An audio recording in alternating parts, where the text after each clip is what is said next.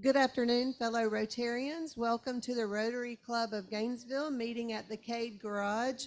Please remember to silence your cell phone. And if you're joining us via Zoom, please send an email to info@rotarygainesville.org to register your participation. Now, please welcome Jeff Sims to the podium for our song and pledge.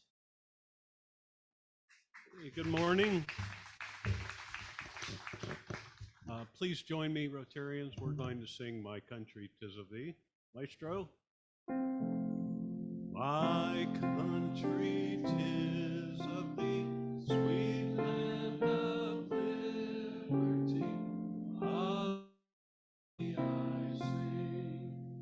Land where my fathers died, land of the pilgrim's pride, from every mountainside, let freedom ring. And our pledge, please. I pledge allegiance to the flag of the United States of America, and to the republic for which it stands, one nation, under God, indivisible, with liberty and justice. Thank you, Jeff and Gordon. And now for our invocation, Deborah Newell.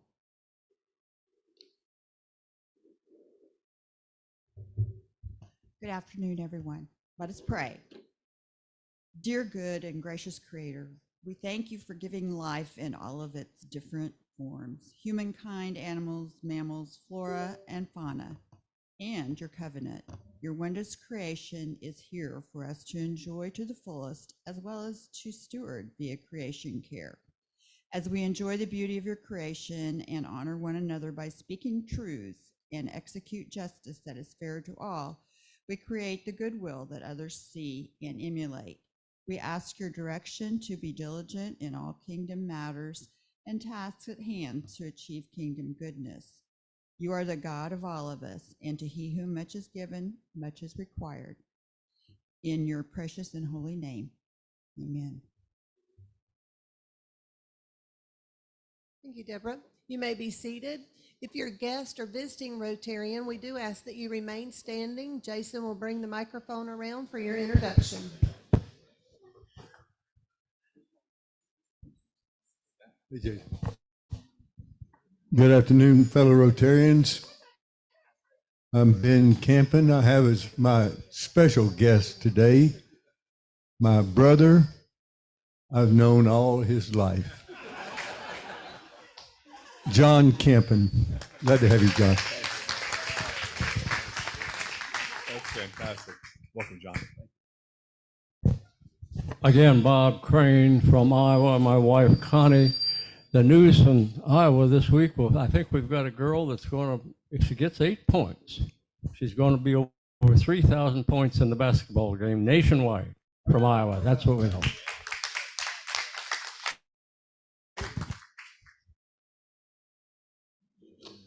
Stand up. Jason. Fellow Rotarians, I'm Toby Monaco, and I have with me as a guest today a former member of this club and a retired judge and a pretty much all-around good guy, Chuck Chance.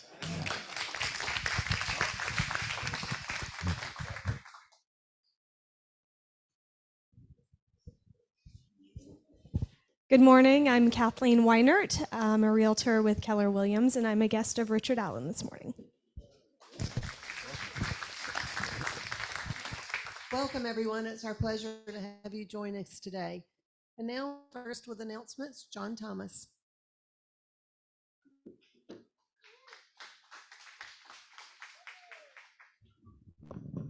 Good afternoon, Rotarians. I am very happy to announce that Beastmaster Rory and Matt and his sponsorship committee have done an excellent job with sponsorships this year, and I think we've hit a record amount of sponsorships for the year.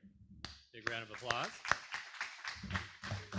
We have our sponsorship packets in the back. One thing we need to do as a club to really work on is to sell more tickets. We always need to sell more tickets. That would be fantastic. We have 2 work days coming up, one this weekend and one the following weekend. And We also need folks to sign up for different volunteer jobs like the beer barn and the saloon on the day of. So please see those folks to why everybody else. Thanks.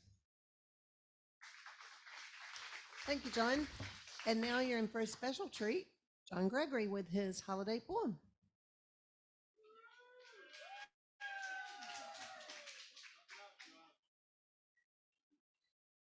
This one's called Valentine's Cupid. Some claim that the feast's a debauchery, to eat on the site like Montgomery, but at least Jeff stays closed, unlike Cupid, who posed as the first one who founded bear archery. Booked a table for my Valentine, that's cool. Greg Young ends up with fears, no bull. Valentine's Day it will be. Soon you'll see she's really not any good at kind of pull.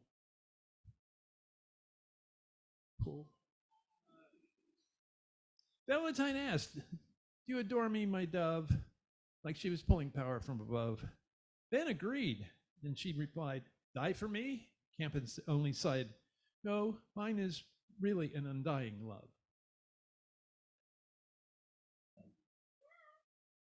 The feast will be a success is true, but I had an idea, though stupid. But can't you just see how funny it'd be if Jason came to the feast dressed as Cupid? Happy Valentine's Day. Thank you, John. Always a treat.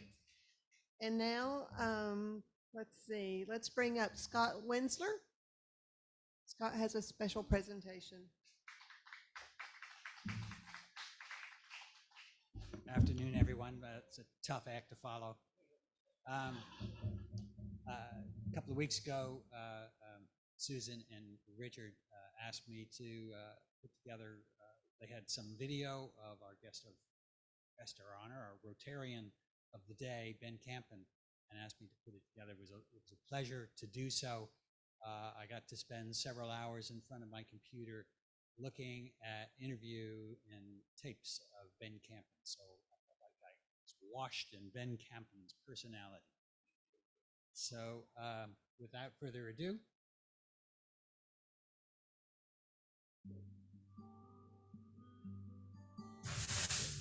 I'm Ben Campen.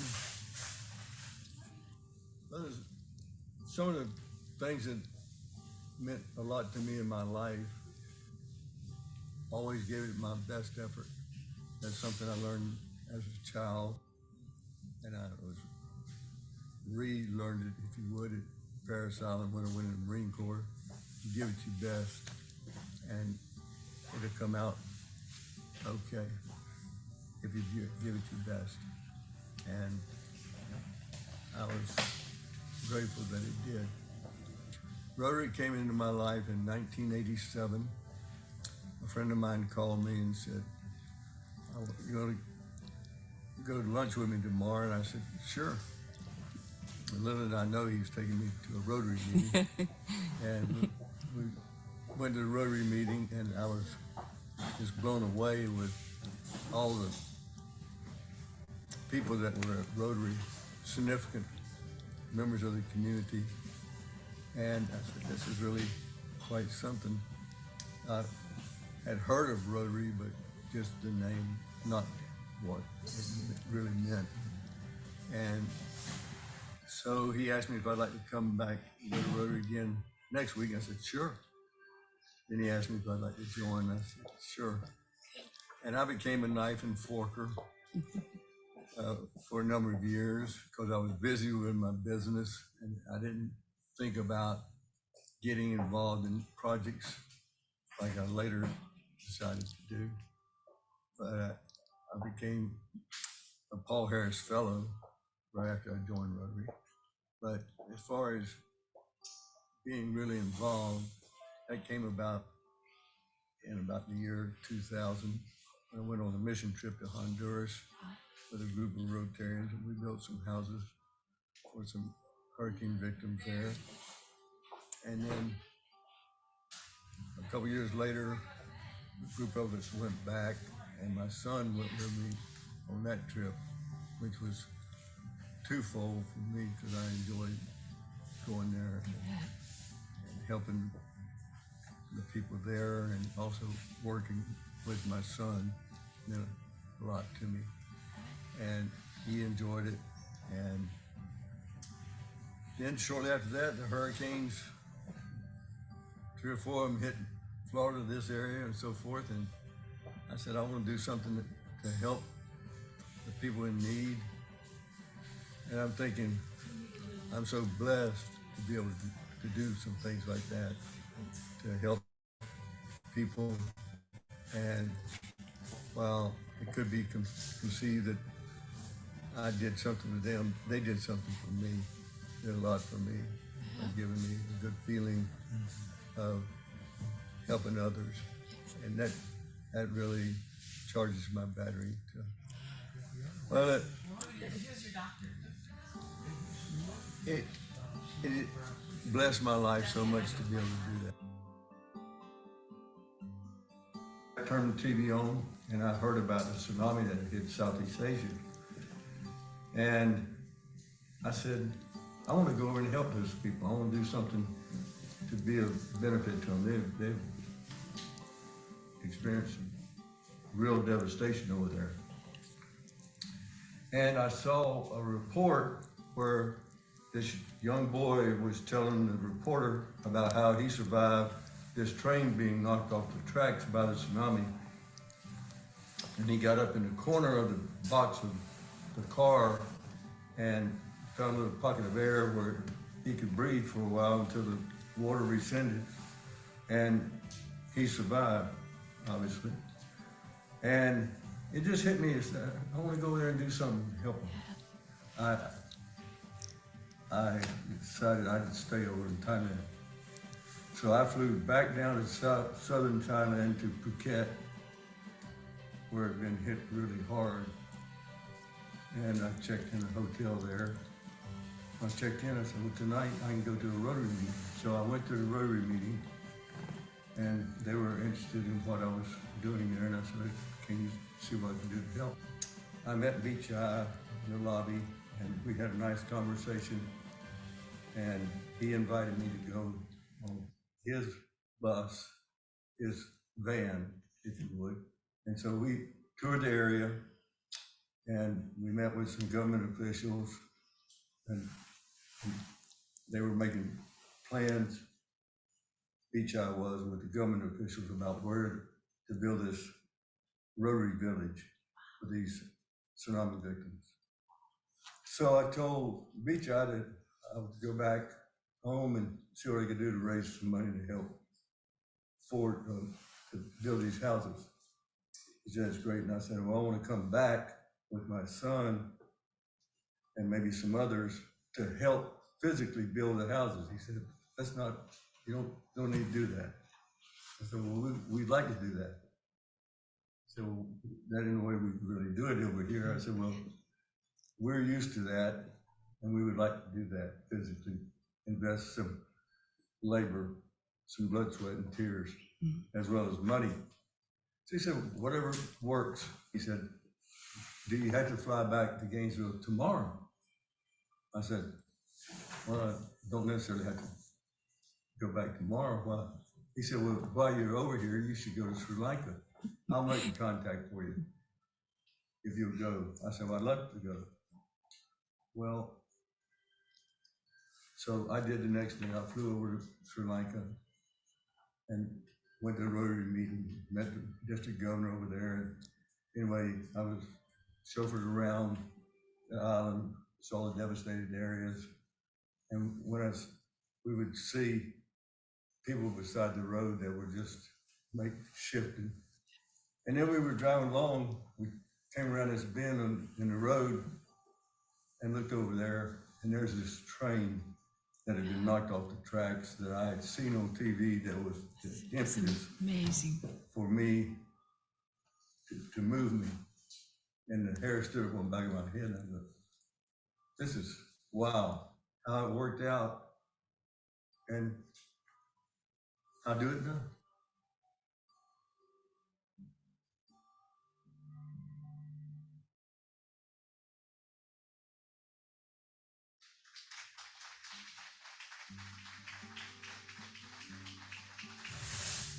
I'm Ben Campen.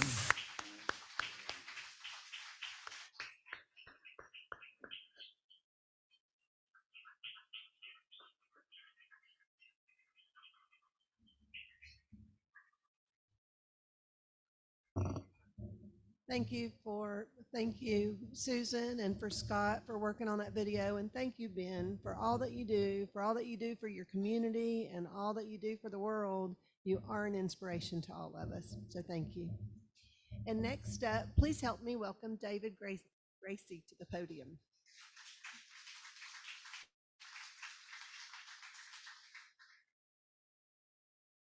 Good afternoon, everybody.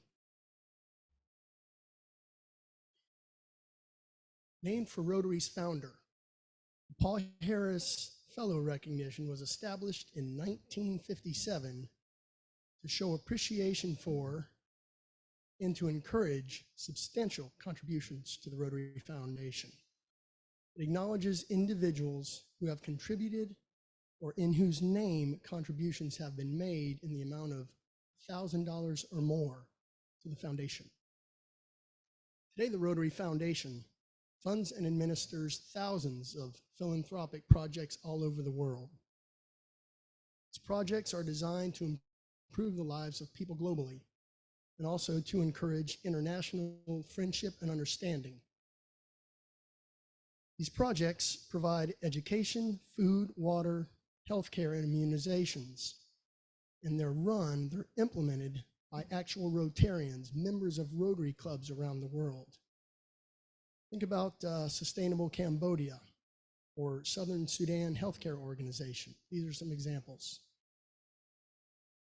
So recognizing someone as a Paul Harris Fellow can be a beautifully meaningful way to honor possibly a non-Rotarian, but someone who embraces our motto of service above self. And I can think of no one who embraces that and who exemplifies the Rotary motto authentically than Ben Campen. So I'd like to ask Ben to come up and talk a little bit more about the Paul Harris Fellow recognition. Please welcome Ben.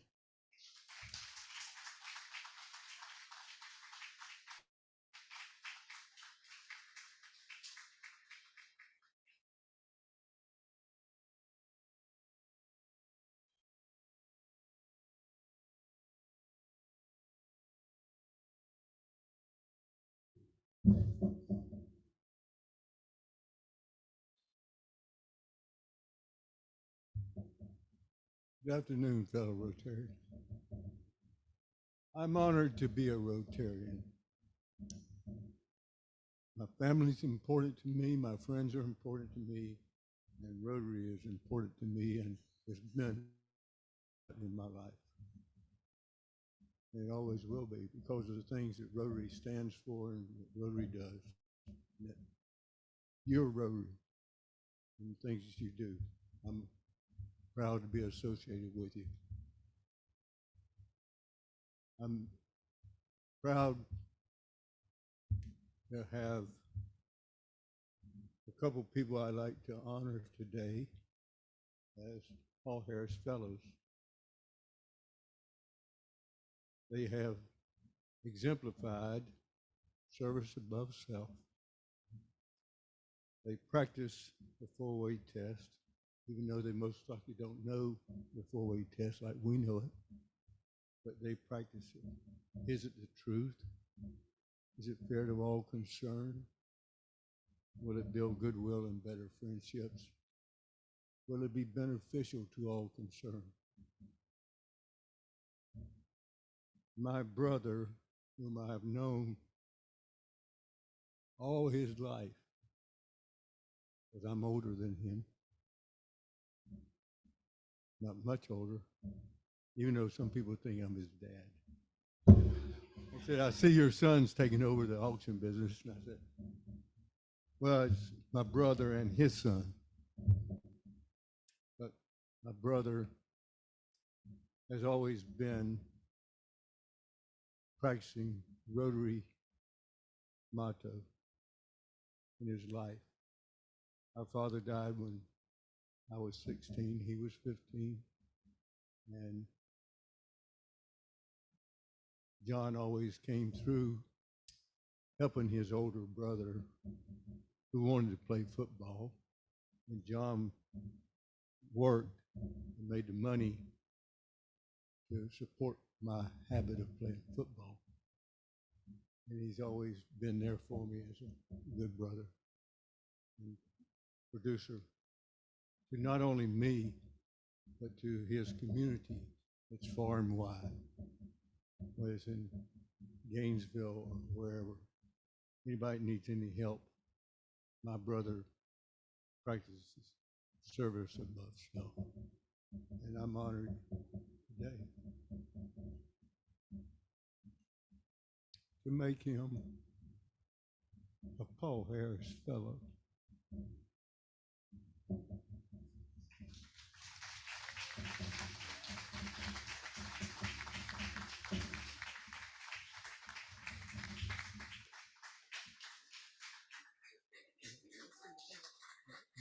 John, please come forward.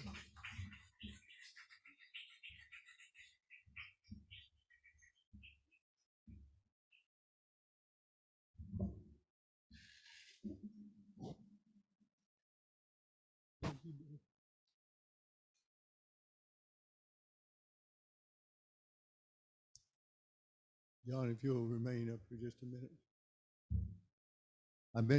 I think I mentioned earlier that I want to recognize two people today. The other person couldn't be here today because he's tending to his business up in North Carolina mountains. And that is John's son, who a lot of people think is my son. And I'm glad that for them to associate that, even though he's John's son. He's a fine young man. I've known him all his life, 40-something years. He's a great person. He does anything for you to help you out. He practices a 4-way test.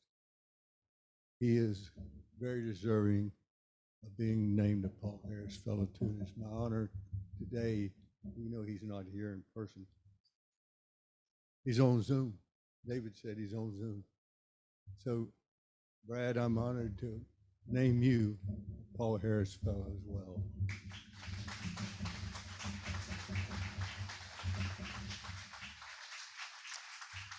Thank you. Thank you, David, for all your support. Well done, Ben.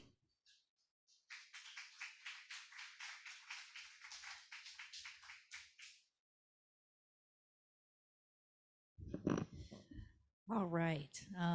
It's really great to, I mean, not that we need it, but sometimes it's really nice to be reminded what an impact one person can have through Rotary, and I hope it gives you a chance to reflect on your own Rotary experience and this club and its impact. So again, thank you to Ben and to his family, and congratulations on the Paul Harris Fellow.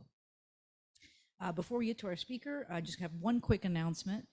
You may have seen some of it on social media, but the 4 clubs of Gainesville Rotary are going to be hosting a multi-club social. It's going to be at First Magnitude on February 29th to celebrate Rotary's birthday.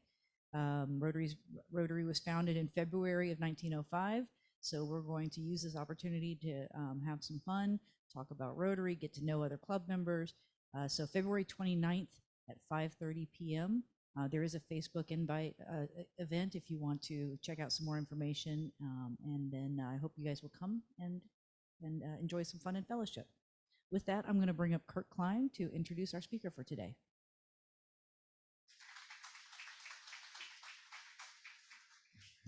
Thank you. Congratulations, Ben.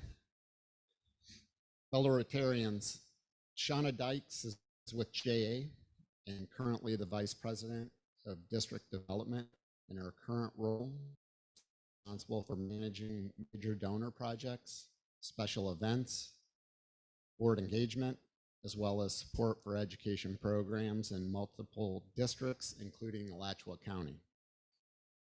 After 18 years in the private sector, Her desire to help others led her to the nonprofit world and to Junior Achievement in 2017, first as a volunteer and then as an employee. As a mother of two, she saw the importance of helping students reach their full potential. At Junior Achievement, she has been able to help provide programs for young people that give them the knowledge and skills they need to own their economic success, plan for their future, and make smart academic, economic, and financial choices. Shauna is here today to tell us about a new education model that is coming to Gainesville this fall, 3DE.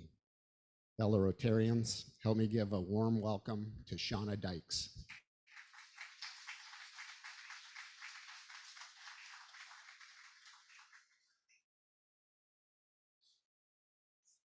Good afternoon. So thank you all for letting me be here today to talk about our 3DE model, and thank you to Kirk for inviting me to speak today.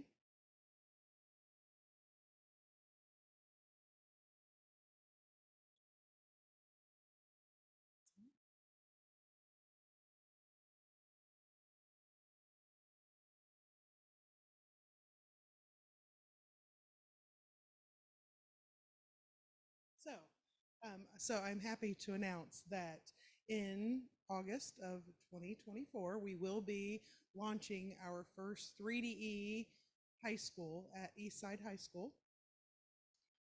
This is really exciting for us because this is our first school in Alachua. We have 13 districts for JA Tampa Bay, and we currently have 9. Eastside will be our 10th school that we are adding as a 3DE. Our 3DE model, it addresses some of the persistent challenges across education. It integrates not only the school district, the business community, and the students, but it helps also address some of the structural inequities, like things like providing access and fostering school stability and building a school culture. One of the most, when we talk to educators, the school culture is one of the biggest pieces that they find lacking. And so this is our model to help do that. 3DE is meant to systematically re-engineer a high school education for our students. We work in a cohort style where we go in and take over a portion of a failing, underperforming, and or low socioeconomic high school. At Eastside, I am proud to say that we are going to be every student that is at Eastside that is not an IB student will be a 3DE student. So every student there that is not in the IB program will be enrolled as a 3DE student. It helps to expand economic opportunity and re-engineer what a normal high school education would be.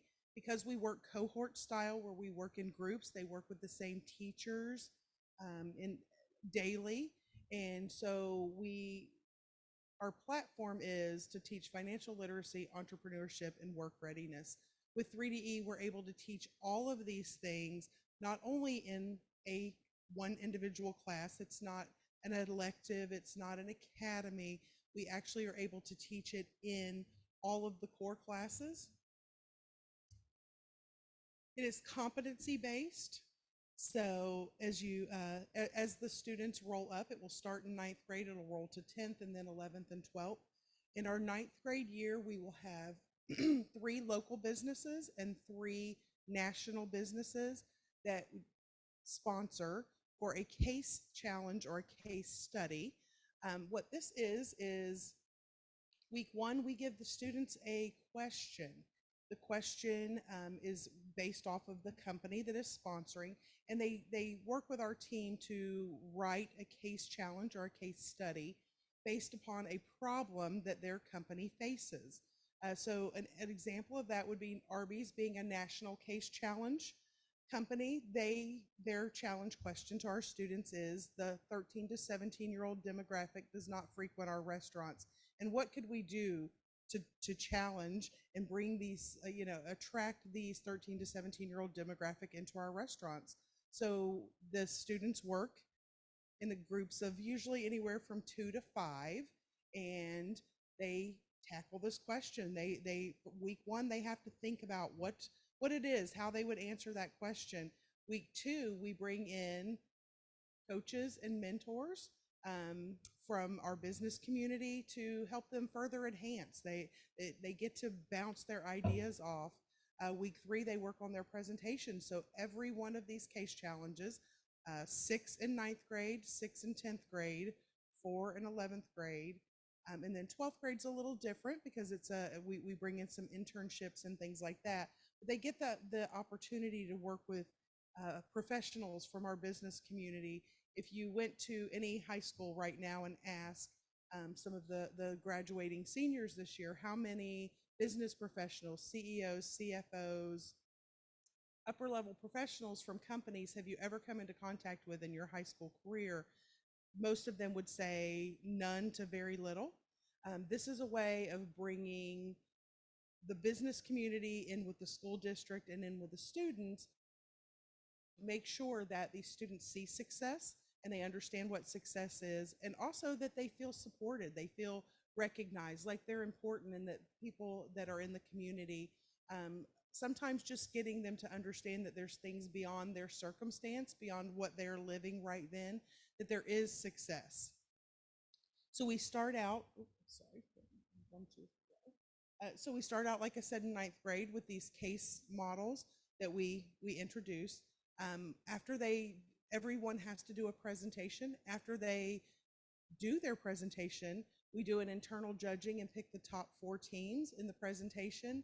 And then week 5, we have what we call a culminating event, where we invite, again, members of the community to judge, and also members of the community just to come in. They have to present in front of their peers.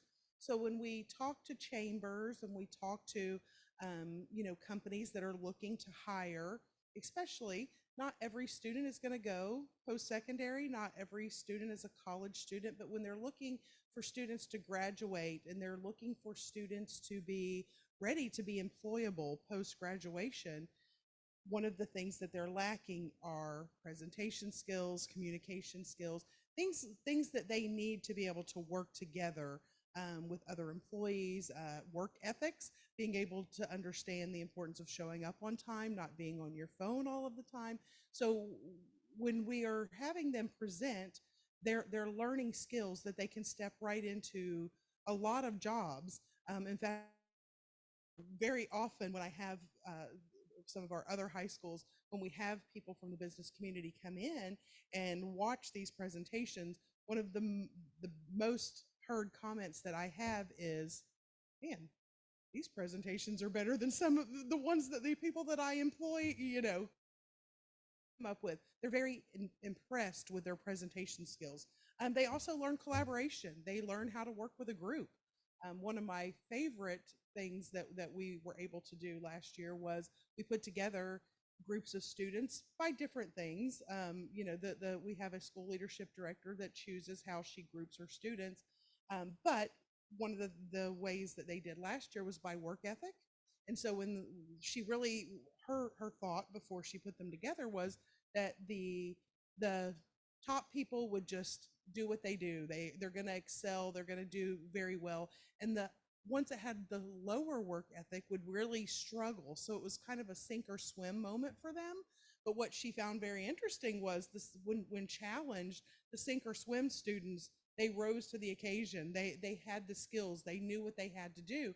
But when she put all the leaders together, that was where they struggled a little, because they weren't used to work. They were used to being able to lead and be in charge. And so that's a real world experience where you learn that, sometimes you may sit around a board table with many talented people, but you have to learn when to give and when to take, and when to let someone else's skills be the one that leads the charge, and when your skills need to take a back seat. So it was a very interesting moment for our students, because they expected being able to put a group of leaders together that they would just naturally excel, but they were the ones who actually had a little bit more of a challenge.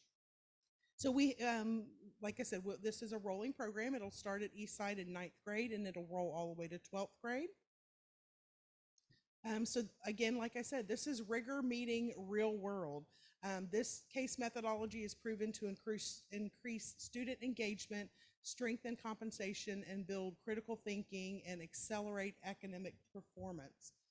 This was started back in 2015 in Atlanta, Georgia, where the superintendent went to our president at the time, Jack Harris of JA in Georgia at the time, and said, we are not graduating students that are employable, and that's the feedback that we are getting. And so together they put together this model to be able to graduate students that were ready for employment. And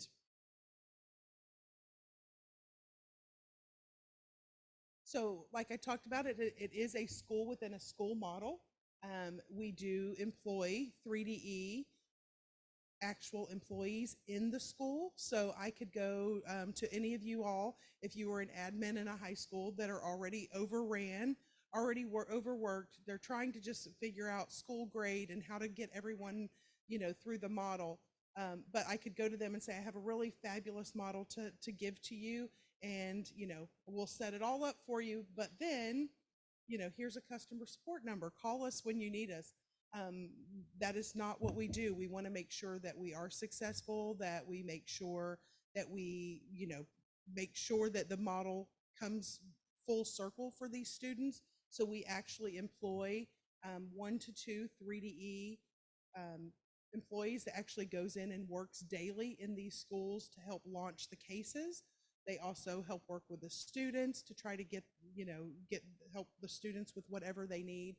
They work with the teachers so that we can make sure that we are properly integrating the different cases into the core classes. They work with the school administration to make sure it takes a little bit of the weight off of the principals so that they don't have to oversee completely the model. So, like I said, and take over a portion of the failing or underperforming school.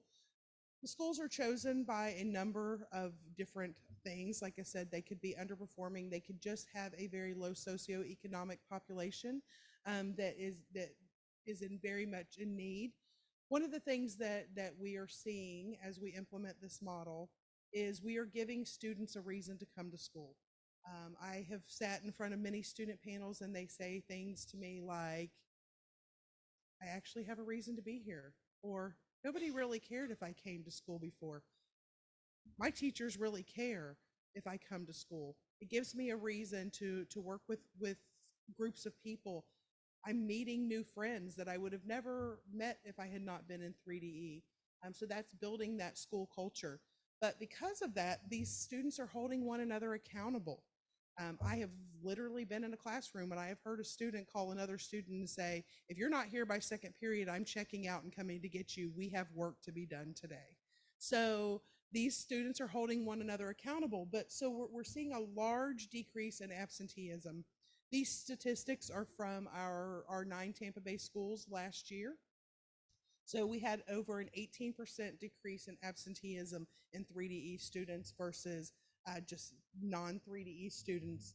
We had a 26% increase in graduation rates amongst our 3DE students versus non-3DE, an increase of almost 30% in college enrollment. And then if you look across the bottom, you can see our reading proficiency, our math proficiency, and our competency mastery. These are staggering numbers for our students because it's very sad to the reality is very sad. A lot of our 9th graders are coming in reading anywhere from a 3rd to 6th grade reading level. They are not equipped to be at 9th grade reading level. So when you see a reading proficiency increasing by more than 30%, math proficiency increasing by almost 40%, this is part of being able to work and have our what we call a school leadership director directly there to work with some of these students to bring them up to grade level. So when we say 100% competency, that means by the time they're getting to their senior year, they are completely up to grade level. They are graduating with all of their competencies met. here's a few statistics about, you know, how our 3DE students see. We do, obviously, like everyone else, we do pre and post just to kind of see, to measure with our teachers and with our students. And we're seeing that our students are saying that 86.9% are saying that school is more relevant to them. That they have a reason to come to school. There is almost a 40% increase in a sense of belonging. Working in that cohort and working with these friends and working with the teachers and working with the business community. One of the saddest things for me is when I work with these students and we have members of the business community come in. It doesn't matter whether it's the first case challenge of the year or the 6th case challenge of the year. I always have students say to me, oh, these volunteers aren't going to show up today. These coaches and mentors aren't going to show up today. They're too busy. Why would they take time from their busy schedules? They're trying to run companies. Why would they show up for me today? And then the volunteers, the coaches, the mentors, the judges show up. And then they act very surprised. And I ask them, if they showed up last time, what makes you think? So we're fighting a system that these students feel so left behind. They feel like they don't matter. And so when we see that, you know, a sense of belonging raising by almost 40%, we're reaching a lot of students to make them feel like they are much more, you know, part of something that matters. Self-efficiency is another one of they become a lot more reliant on themselves and a lot less reliant on the teachers. They learn how to do their own projects. And again, that work relates directly to work readiness. Our teachers, we have literally had teachers that have retired and came back to teach 3DE for us. It's a staggering rate at which our teachers are leaving our school districts because they're not happy. It is a lot for some of these teachers to try to keep up with everything. And so they're leaving for a profession that they love, but 3DE is kind of renewing some of that. So 90% of our teachers said that they would recommend teaching within 3DE, and we have about a 90% rate of keeping our teachers, same teachers year after year. 92% of the teachers feel supported and valued, and 100% of our principals in the Tampa Bay area said that they would highly recommend our 3DE program for other schools. So I am like Kirk said, I am the Vice President of District Development. About a year ago, Kirk, we kicked off our fundraising efforts to bring 3DE High School to an Alachua County high school. And so we're currently in the middle of a capital campaign. In order to do that, we have a number of businesses associated currently, but we always are looking for you know, volunteers or businesses that think that this would be something that they would be interested in doing. It's very rewarding. I get a lot of repeat volunteers once they get in. So once we launch at Eastside, you know, if anyone is interested in volunteering, would like to see what that looks like. We have a really close relationship with the school district. They are very supportive. Mr. Williams, the principal there, is very excited to have this model for his students. So he is very excited to think that members of our business community would want to come in and coach and mentor our students there. So I appreciate you all giving me the time to talk about 3DE at Eastside Elementary. I'm sorry, I said wrong. Eastside High School. I apologize. And so is there any questions about 3DE or the model? Yes.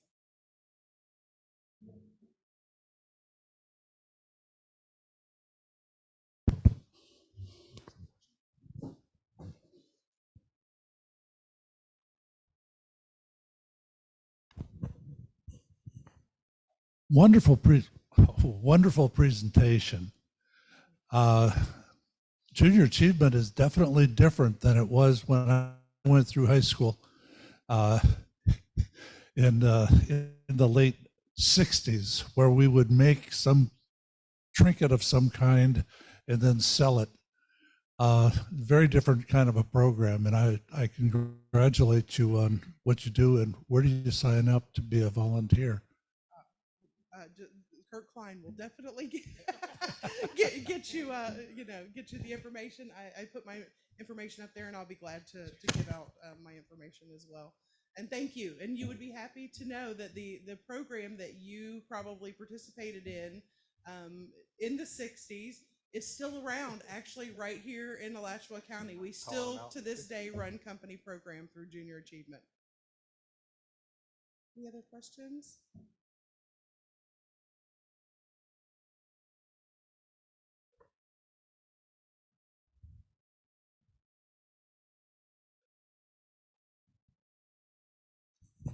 Yes, thank you. I enjoyed the presentation. I think that it is wonderful, competency based, and people know what the outcome expectations are over and above the grade.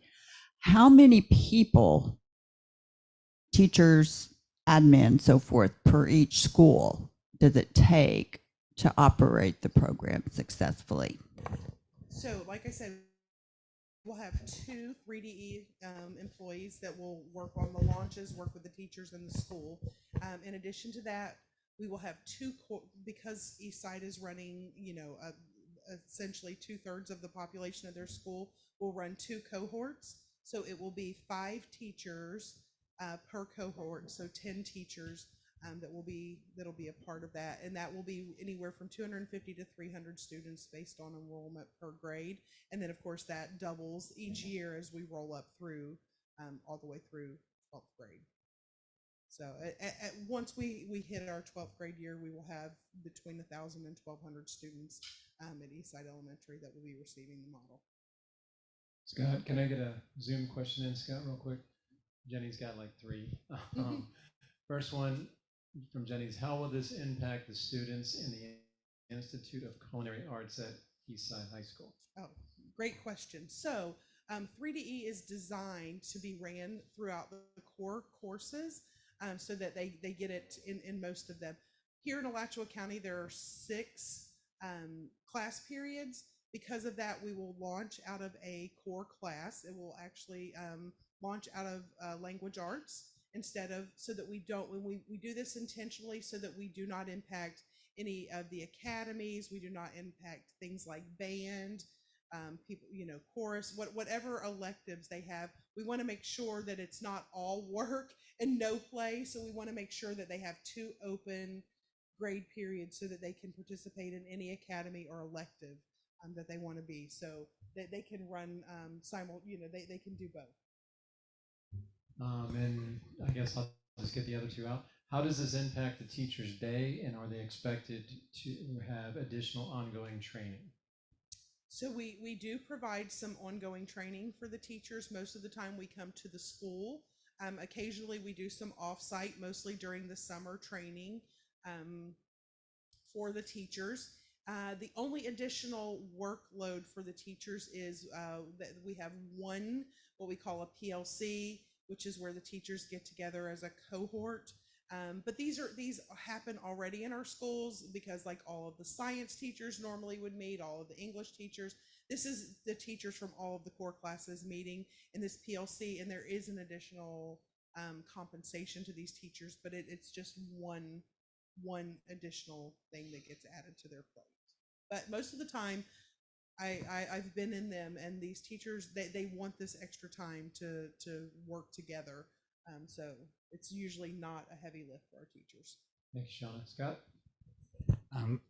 I must have missed it, but what does DE stand for? So originally, when 3DE was named, it really stood for nothing. So the question, it was like they wanted it to be something that was easily recognizable, something that was a little catchy, something that.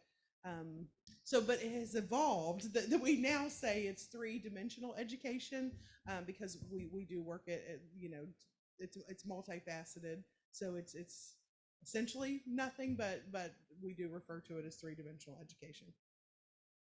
One more question from Zoom, Jenny again. Are there scholarships for the students who come out of these programs? So there are not additional scholarships through 3DE, but because you see the increase in the graduation rates and the competencies and things like that, we do find that a lot of our students do end up getting scholarships based off of merit that they may have not done before.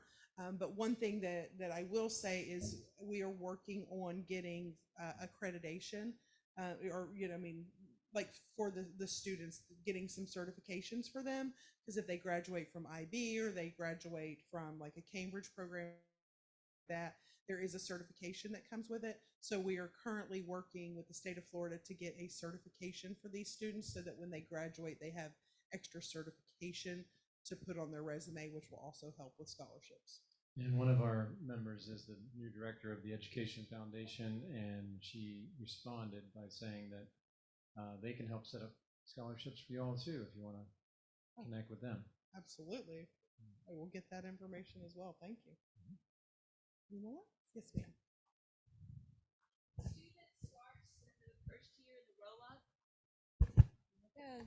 Hi. That student, I think it's 9th grade at Eastside. Yes. Does that same student or does that same group of students experience year 2 and 10th grade and on again in 11th and 12th? So they have this immersion of 4 years in the same experience. Yes, ma'am. Yes, ma'am. They have they also continue to work with their cohorts, so they keep working with the same groups of teachers, same groups of students. So some of the teachers may, they may say, I teach 9th grade and 9th grade only, or they may be specialized, especially in math or science. So you may have some teachers that don't totally move with the cohort, but we try to make sure that they move up so that they have 4 years of stability. Yeah. And to piggyback off that question, I will say this.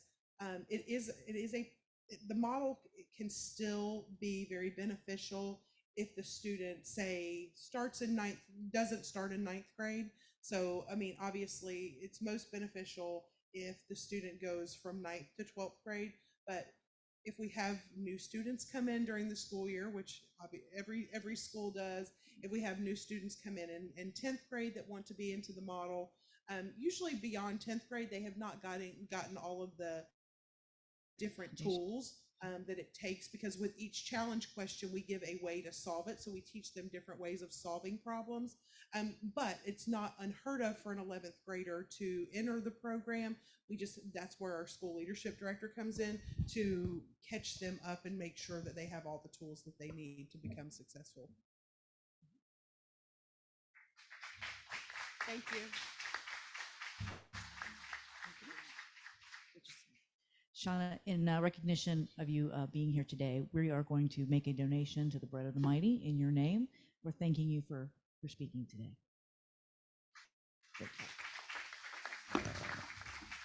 All right, folks. Just a reminder for next week, our speaker is going to be Jonathan Malott from Santa Fe College Zoo. Yes? Oh, Wilbur wants to sell you raffle tickets, so be sure to stop and see him for raffle tickets on the way out.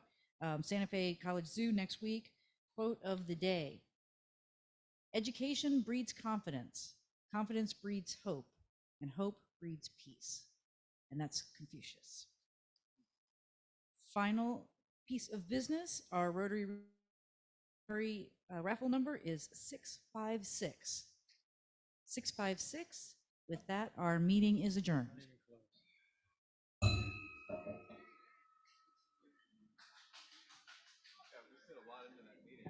What's that? Yeah, man. Yeah, it was.